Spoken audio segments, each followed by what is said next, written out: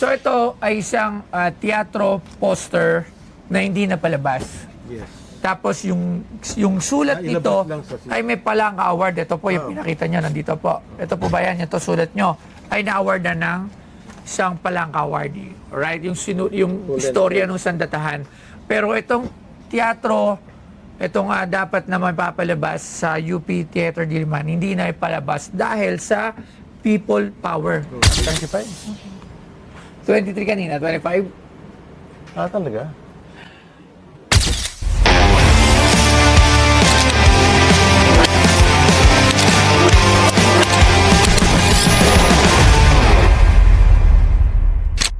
Last shoot of the off. Ay! Si Sir Joey Papa! Joey Papa. Meron na naman itong dala sigurado na isang magandang item na ano kayang dala ni Sir Joey? Sir Joey, magandang hapon ulit! Magandang hapon. Okay. Ano yung una natin nabili ka, Sir Joey? Yung mga swords. Yung saber. Yes. Actually, meron nang bumibili ng isa noon. O kasi parang, ano ba yun, yung Militar. PNP, Mga ganon. Oo, so parang may gusto siyang bumili. So sir, magandang hapon mo ulit at nakabalik ka dito sa aming tindahan. Anong inyong dala? Panood ko yung batibot. Syempre yung batibot ako. Mas maraming views yung yung saber. Yeah, oo. Saber Oo, yes. Yung views yung saber. Ayun, dala ko naman. Alagay ko muna to. Sound check, ang hina ng audio ko, biglang ganon. Mahina ba yung audio niya? Sabi niya nga pero parang hindi naman. Hindi ko maintindihan. Mahina, humina. Kayo, lakas. Yung misis ko, malakas. Ba't ganun? Malakas. Sabi ko, Okay. dapat sound check. Sound check yan. So sir, ano naman to? Madami talaga dito tinatabi. Yung, Yes. manunulat eh. Mahilig ako magtabi ng poster, diba? Ito yung kay Jacqueline Jose. Wow, Jacqueline Jose.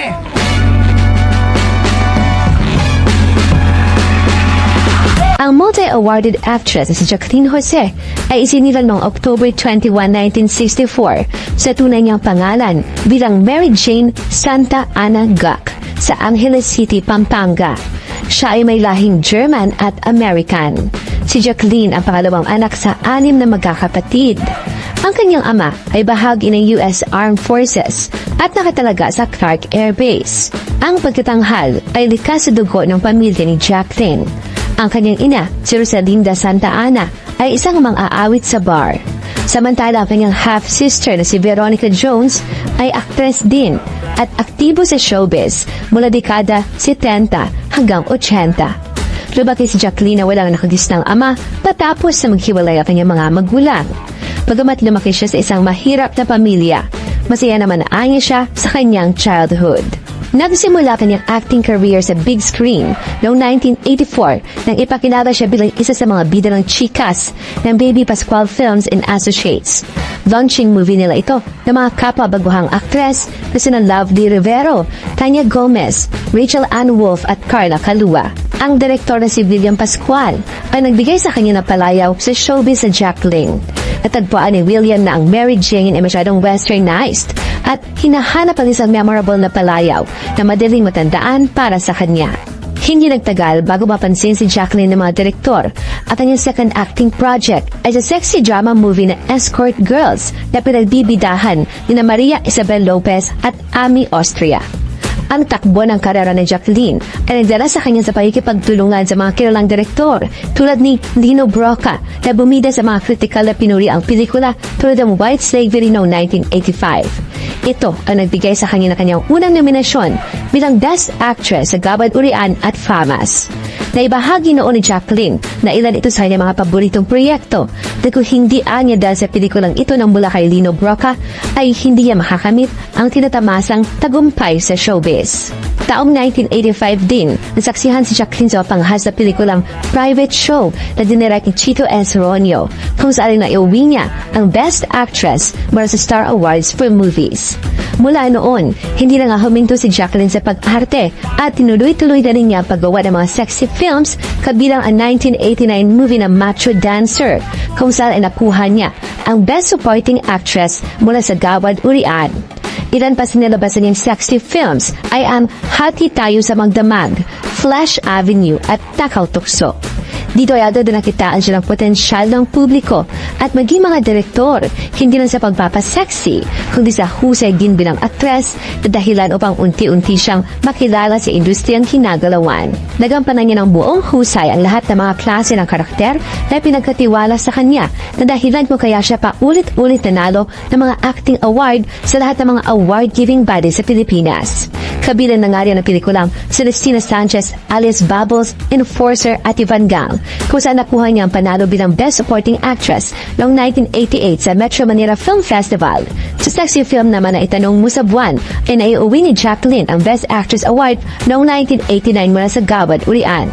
At sino ba naman ang makakalimot sa pinamalas niyang husay sa pag-arte sa 1995 film na The Flor Contemplation Story, kung saan dito ay naiuwi niya ang ilang parangal bilang Best Supporting Actress mula sa iba't ibang award-giving bodies tulad ng Luna Awards, Star Awards for Movies at Gawad Urian. Noong 2005 ay tinanggap naman ni Jacqueline ang panalo mula sa Luna Award para sa pelikulang Naglalayag bilang Best Supporting Actress. Taong 2006, nasungkit naman niya ang panalong Best Actress mula sa Gawad Urian para sa pelikulang Sarong Banggi. Nasungkit naman niya ang Best Supporting Actress Award noong 2013 para sa pelikulang A Secret Affair mula sa FAMAS.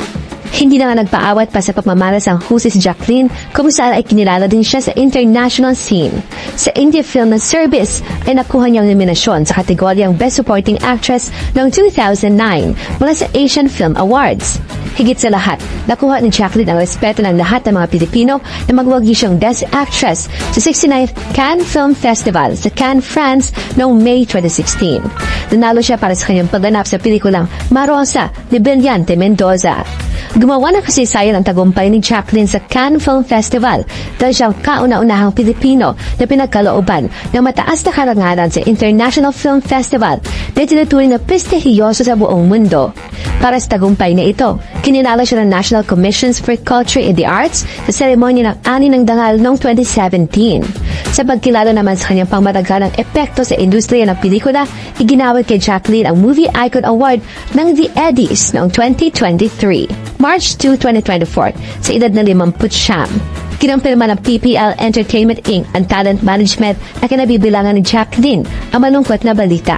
Kaugnay nito, batay sa nalabasang ulat, hindi sumasagot si Jacqueline sa mga mensahe at tawag mula sa kanyang mga kamag-anak. Dahil dito, pinadala nila isang tao pa siya tingnan at natagpuan siyang walang buhay sa kanyang tahanan. Ngunit hanggang ngayon ay wala pang malinaw na detalyeng inilalabas sa tunay na pangyayari at naging sanhi na kanyang kamatayan. Sa paglisan ni Jacqueline, iniwan niya isang mayaman na pamana at isang hindi malilimutang marka sa industriya. Ang kanyang mga makabuluhang tagumpay at ang malalim na impluensya ay matatandaan sa mga susunod na henerasyon. Habang nagdadalamhati ang entertainment industry at ang mga tagahanga sa kanyang pagpanaw, kanilang ipinagdiriwang ang kahangahangang buhay at karera ni Jacqueline, isang tunay na alamat ng Philippine showbiz. Lumang-lumang poster yan ah. 86. Ano ba yan? Pelikula? Stage play. Oh, kasama pa si Gob. Tsaka written by. Oy, sarili. Pelikula yan? Stage play sa Stage Light play. and Sound na wala na sa Makati. Wala. Kababayan ko yan. Sir, si Direk Joel Lamahan. Joel, oh. Cavite Kita kami City. nung... Oh, Cavite. Sabi nga, pupunta ako ng Cavite City. Kita kami nung Saturday, Friday. Nag-overnight sila sa isang resort. Kita kami. Ginulat ko. Kababata yan, kababata. Ay, kababata, sorry, kalugar. Ba't ang kababata? Matanda na pala. Ihi. O, sige na, umihi ka na. Ihi daw muna siya. Sige, hindi na niya mapigilan. Pagpasensya niyo na po ang aking asawa. Amig eh. Dahil, syempre. Ito si Okay. Jacqueline, Anong taon to? 86. 1986. Kasagsagan ng... Ay, hindi, tapos na. Tapos na. Tapos na ang People's Power. Woman. Nagkaroon na ng pelikula si Jane ang tawag na, si Jacqueline. Nagkaroon siya ng pelikula bago ito. So ito ay natatangi niyang ginawang stage play. Kaisa-isang stage plays. Pagkakaabot Alam mo. ng kaalaman ko, wala namang ibang sumunod Stage na kasi play. umano na siya eh. Sa artista na talaga siya. At sumikat na eh. Wow. So, it means Kailangan nag-iisang play. probably we're not sure sa inyo lang. So, I'm a little bit sure. medyo little bit sure, pero di ba, so search natin yan. Pero at least, Ito yung kanyang kaisa-isang stage play Play na ginawa. ni Miss Jacqueline Jose. At nakita ko sa mga rehearsals kung gaano siya kaseryoso sa trabaho Sa talaga. craft niya. Oh, kasi stage play yan eh. Walang cut-cut dyan. Tuloy-tuloy ang acting mo dyan. Yun ang kaibahan ng stage play eh. So, nagre-rehearsal sa isang bahay, hindi ko matanda, Quezon City rin. Nasabi ni Joel Lamangan, Director Joel Lamangan, kung ano yung mga gagawin. Mag-isa lang. At pagkatapos ng workshop, kumbaga, acting workshop, iiwanan siya, tutuloy pa rin niya. May iiwan siya doon. Nandun ako eh. So, isa talaga siyang actress. Oo. Talagang Pro. mahilig siya talagang umacting. Talagang magaling. Magaling siya. Magaling talaga. Dito ka na, tapos ka naman. Ito naman to isa. Ano naman to isa? Yan nakakalungkot eh. Nung bata pa ilan taon na ba? Sabi, 60. Nung namatay siya, 60. Sakto senior. Wow. Kaya makikita mo sa Batang Quiapo ngayon, nandun pa rin siya. Ibig sabihin marami na ibang pong episode. Kaya nakakalungkot. Saka Parang nakakagulat. taping. Ang bilis. Bigla. Bigla yung bigla. Ano, hindi ko nga alam kung anong... Kasi Ano? puso raw. Sa heart attack. Pero hindi ba maraming, alam mo na, sa vlog. So, Ito po, ano naman po itong isa? ito ang nakilala. Ito yung aking grand prize kung tawagin. Nung tinawag ako sa stage ng Manila Pen para i-award sa akin ng Sandatahan. yan ang first prize ng Palangka Literary Contest. 3-act play. Tinawag ako noon, sabi, grand prize winner, Joey Papa. Ang alam ko, first prize. Yun. Magaling si Joy sa mga nakapapansin ko. Mga Palangka detalye. awardee. Di ba? Ako hindi ko nga makita eh. Nilabas nila yan sa Cultural Center of the Philippines in Libo. And marami ito kaya hindi ko pwedeng iwanan.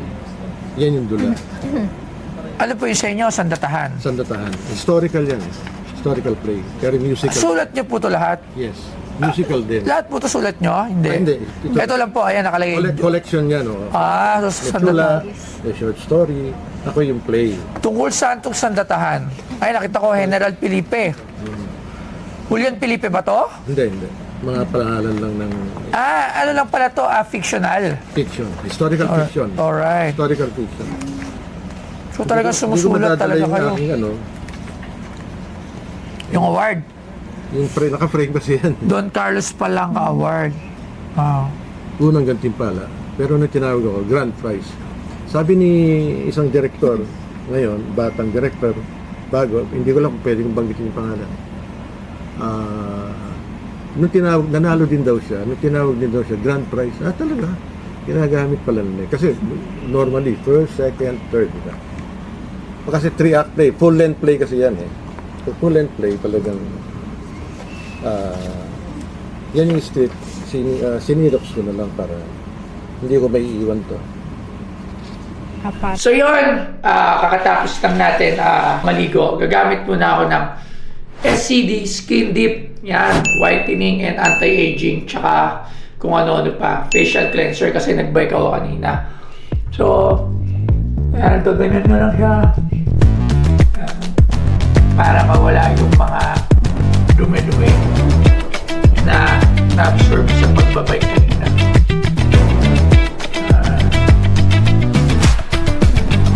Tapos nyo i-scrub ng ganyan. Napakadali lang. I-wash nyo na.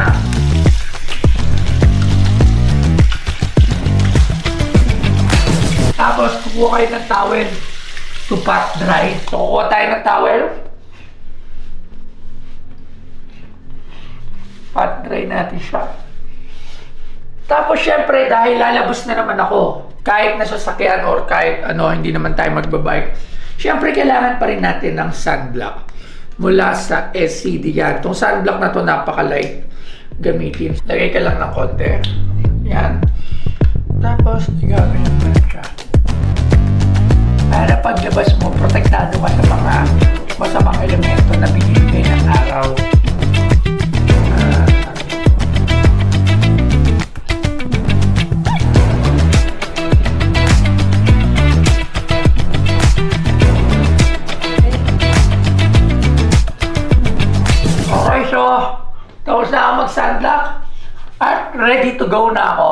mangyari sa araw na to. Maraming salamat. So sa mga nagtatanong, ito lang ay sa SCD main page. Ayan, open sila for distribution at reseller. So si Toy Tumamen, geng. Para may Ganda. copy. Okay. So, Teka, ang isang paliwanag si Director Ben Cervantes ang direct, pero sino naman po yan? hindi ba kilala? Siya yung nag-direct ng Batibot. Yung play ko. Yun hindi ko siya nakilala UP, ko lang. Professor Si Joey UP, Papa. Namatay na. Sino po? UP professor, stage actor din, and namatay na siya. Ito po ba ay... Ay hindi namin na ipalabas. Dahil tingnan mo yung petsa, February 20, 21, 22, 23, 24, 19, ano yan? 86. 86, nakita ko po dito eh. Ay, 85 ba? 86. 86. So, kasagsagan to Ticket na... na yan, may poster na yan, bayad na yan marami. Schedule na kami sa UP palalabas. Biglang gumulo. People power. So, hindi na palabas. Dahil kakagulo eh. So, after nun, hindi pa rin siya nagpalabas. Hindi na hindi na nabalikan ni Ben. Ano ba nangyari nun? Iba-iba na naging involvement namin pareho. So, itong poster na to na isang art, isang play, Ito, teatro. Si Orlando Castillo, ang painter. Opo. So, may painting din to. Siguro mahal ng painting yan. Hindi ko na nga nakita eh.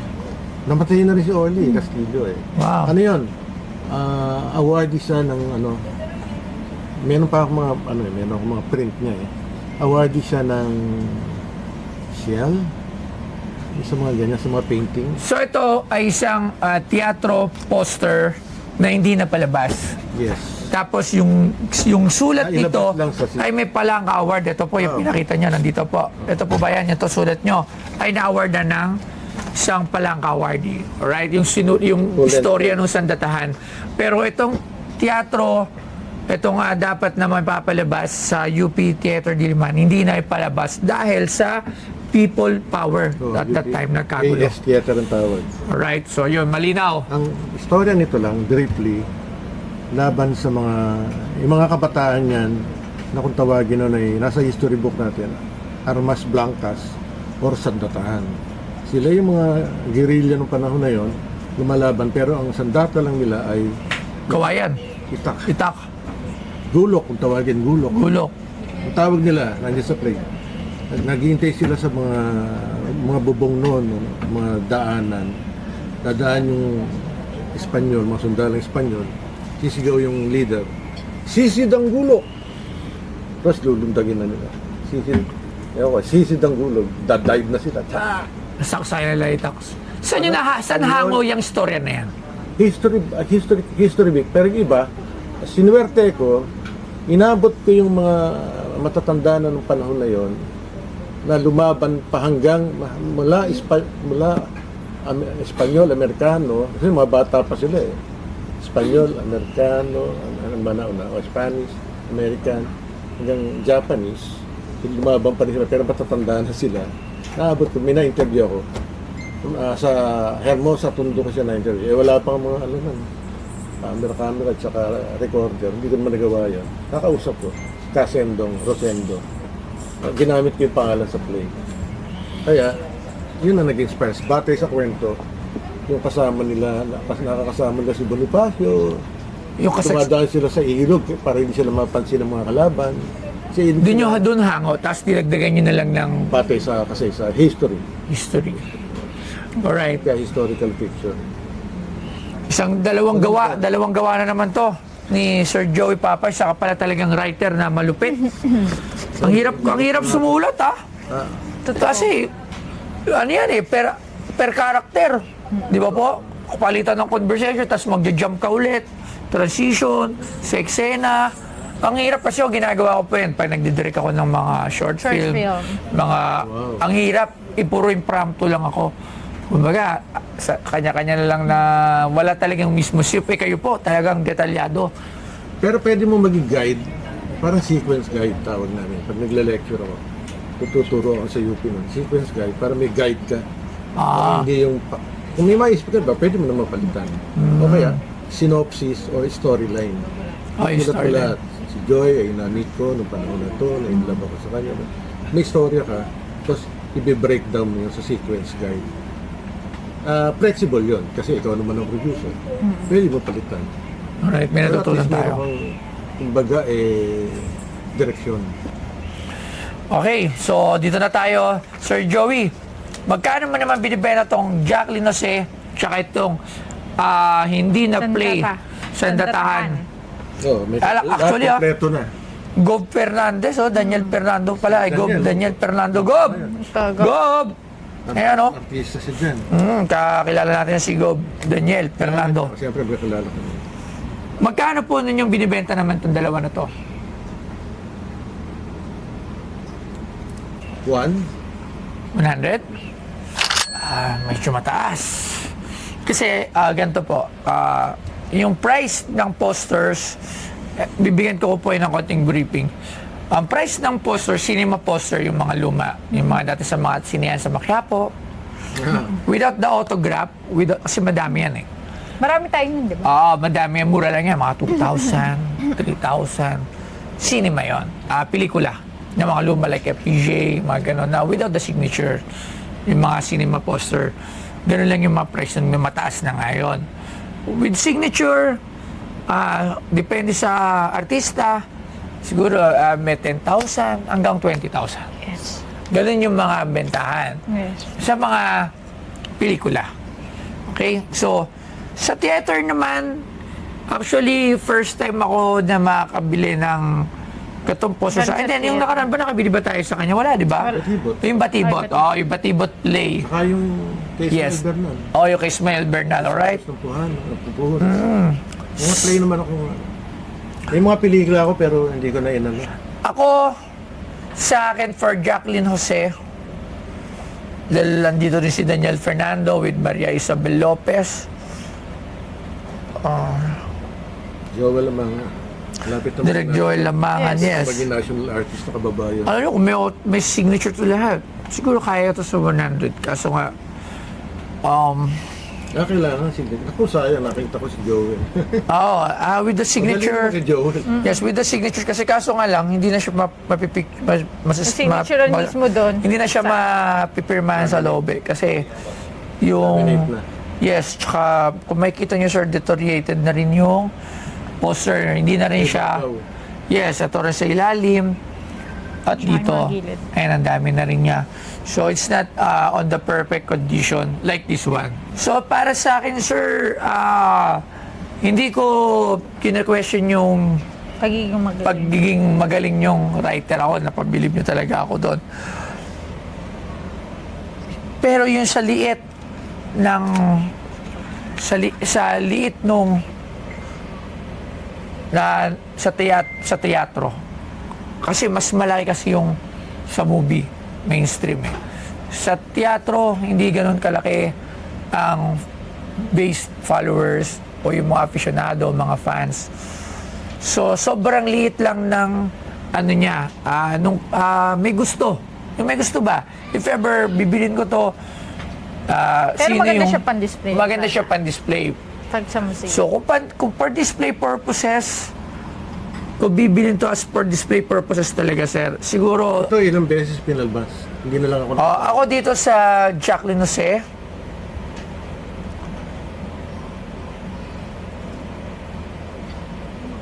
$15,000. Dito, 8,000. 15.8. Magkano yun? 23. 23.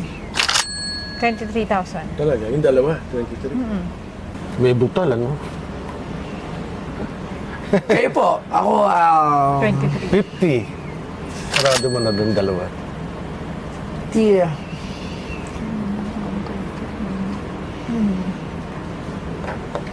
Si Jane, historical na eh. Jane, well, ano siya, unang-unang Pilipinang nagkaroon ng film. Best Sinabi nga actress. doon sa... 25,000. Grabe. Yung alin? Dalawa. 25? 23 kanina, 25. Talaga? Nagugulo na si Sir Joey. 25? Yeah. Okay? Ba? Talaga? Kayo, magkano tawad? 35. Magkano po? 35. Last. 28. Butal to. 28. 32. Bigyan gano'n. 30. 30. Sarado. Sa dalawa. Yes. Sa dalawa.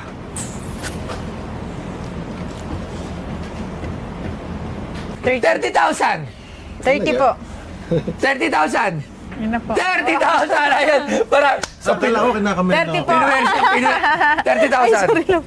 Maraming salamat, Sir Joy Papa, 30,000. At magkikita pa tayo sa bahay, ha?